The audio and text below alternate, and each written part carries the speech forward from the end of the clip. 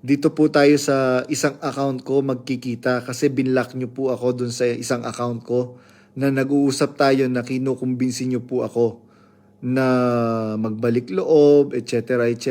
Ayan, saksi po si Sis na kinukumbinsi ko po siya. Kaya nung nag-message siya sa akin, sabi niya sa akin, hindi ko po hindi ko po inaasahan na dito po tayo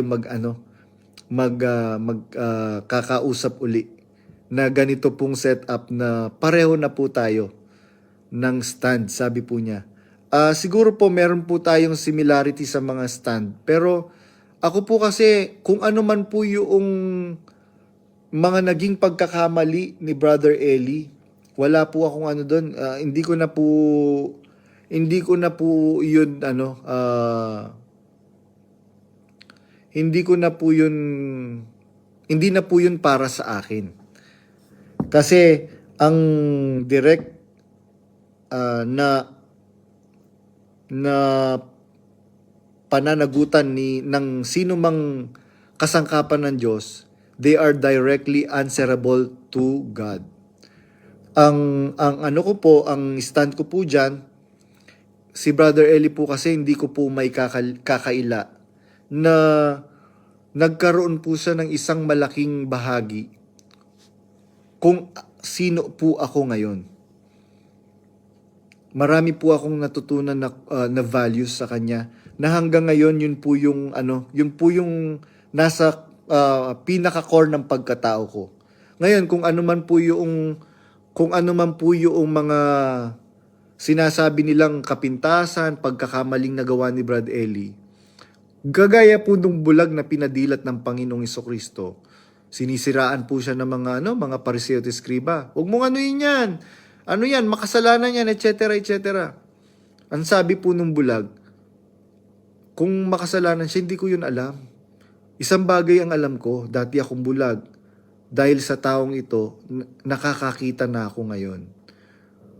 Hindi naman po ang Panginoong Jesucristo si Brother Eli. Tao din po yun. Kung ano man po ang nagawa niya, kung ano man po ang mga pagkakamali at kapintasan niya, bahala na po ang Diyos.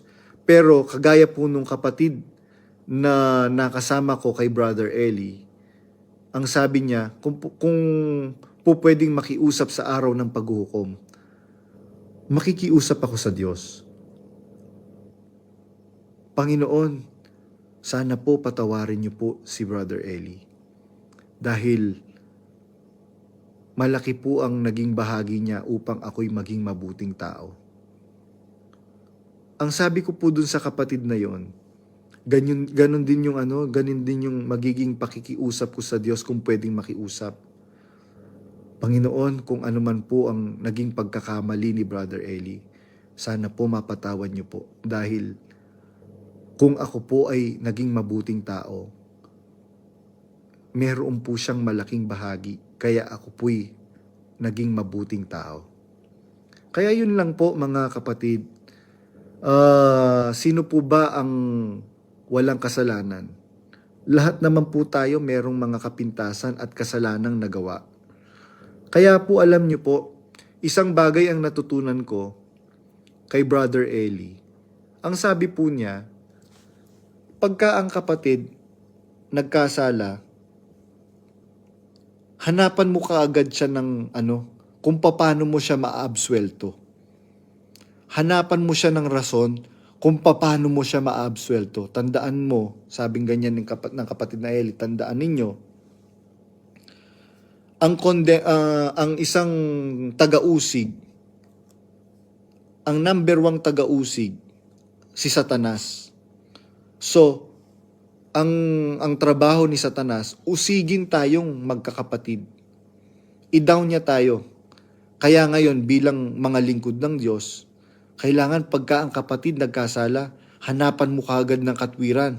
Paano siya mapapatawad ng Diyos? Hanapan mo siya ng katwiran para mapatawad siya ng Diyos. Pabati po, Brad, sa lokal ng EDSA Timog, lalo na po sa Alarcon family.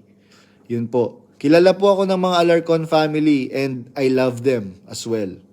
Hello po sa mga Alarcon family. Especially dun